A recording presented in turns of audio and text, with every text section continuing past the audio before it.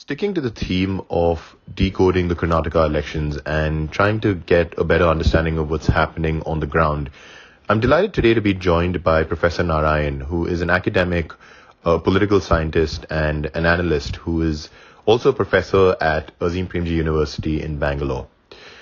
Professor Narayana, it's a pleasure to have you on the Think Tank's Wellcast. I wanted to get a sense of what's happening from your perspective in terms of the elections in Karnataka.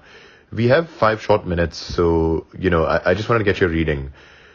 Firstly, what is your take on the candidate selection of the Congress party? And secondly, the BJP seems to have employed a unique election strategy wherein they've decided to scrap the 4% minority quota for the Muslim community and increase the representation of the Vokalaga community. So I was wondering what you made of this particular move and how you think that's likely to play out in the next couple of months come the elections. And secondly, I asked this question to an earlier guest as well, but do you believe that the suspension of Rahul Gandhi from Parliament is likely to have a bearing on the election result? I'm really excited to have you join us today on Swell. This is Karan Dev, and we are going to stick to this theme of the Karnataka elections, and I'm looking forward to having Professor Narayan back soon. Also excited to hear you, sir. Thanks, Karan. Thanks for inviting me to this program. Before I answer your questions, let me make a general point about Karnataka elections this time, which will sort of set the context for your questions. The ruling BJP is facing enormous anti-incumbency in Karnataka, and the Congress is posing a serious challenge to the BJP's dreams of coming back to power. In fact, the BJP has nothing going in its favor in the state, and it is heavily dependent on the popularity of Prime Minister Narayana Modi to better its prospects. Now, in this backdrop, coming to your questions, yes, the Congress has announced its candidates for more than half of the 224 constituencies, and the JDS did this much earlier. In fact, the JDS was the first to do so almost a month ago.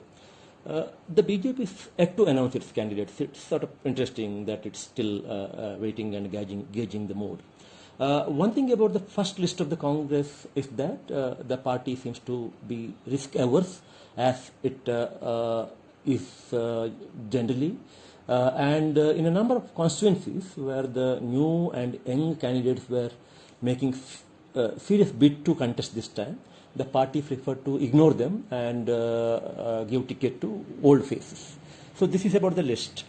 Now, another question that you raised is about whether Rahul Gandhi's controversial disqualification as an MP would have any impact on Karnataka election scene. Well, as of now, it seems to me that it has made no visible impact on the electoral scene here. We have to see how the Congress is going to capitalize on this. In any case, the point perhaps is this, which is unlike the BJP, the Congress seems to have left Karnataka elections to the state leaders largely.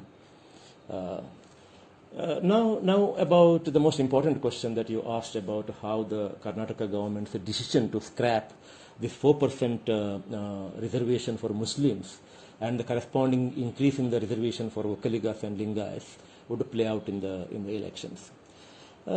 By scrapping the Muslim quota, the party has tried to please its hardcore Hindu voters. But would this help it get more votes? I'm not too sure, because the constituency which is going to be pleased with this anti-Muslim stand would anyway have voted for the BJP. So I'm not too sure whether BJP is going to make more voters because of this particular move. Would the additional quota of 2% each for the Lingayas and Vokaligas help the BJP get more votes this time? Well, in the case of Lingayas, we can say that it would have prevented a possible erosion of Lingayat votes for the BJP to some extent this time, because a section of the Lingayats were threatening to withdraw their support to the BJP on this very quota issue.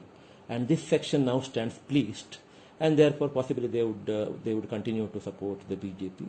And therefore all that we can say is that a possible erosion of Lingayat votes has been prevented. But would it help would it help the BJP get more votes this time than what it got last time? That is not very clear. As regards the Vokkaligas, the 2% additional quota is unlikely to cut much ice, at least in my understanding, because the Vokkaligas are staunch supporters of the JDS of the former Prime Minister Mr. H.D. Devegowda, and the additional quota promise is unlikely to make any difference to this loyalty. In any case, this whole quota adjustment move or readjustment move is likely to encounter all sorts of legal hurdles, and all the communities involved here know that this is an election time announcement and it is unlikely to become a reality later.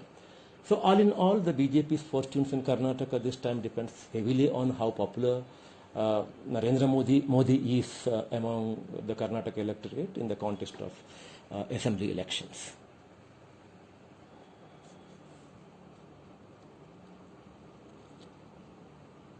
Professor Narayan, thank you so much for digging so deep into this topic. It was just 5 short minutes, but there's a lot that we can take away from what you said. And as you mentioned, it remains to be seen if these maneuvers by the BJP are going to pay dividends, especially when it comes to voting day. And it'll also be interesting to see if, the Congress's strategy with regard to its regional leadership and propping up regional leaders and giving them a wider say will result in the voters gravitating towards the Congress in this election.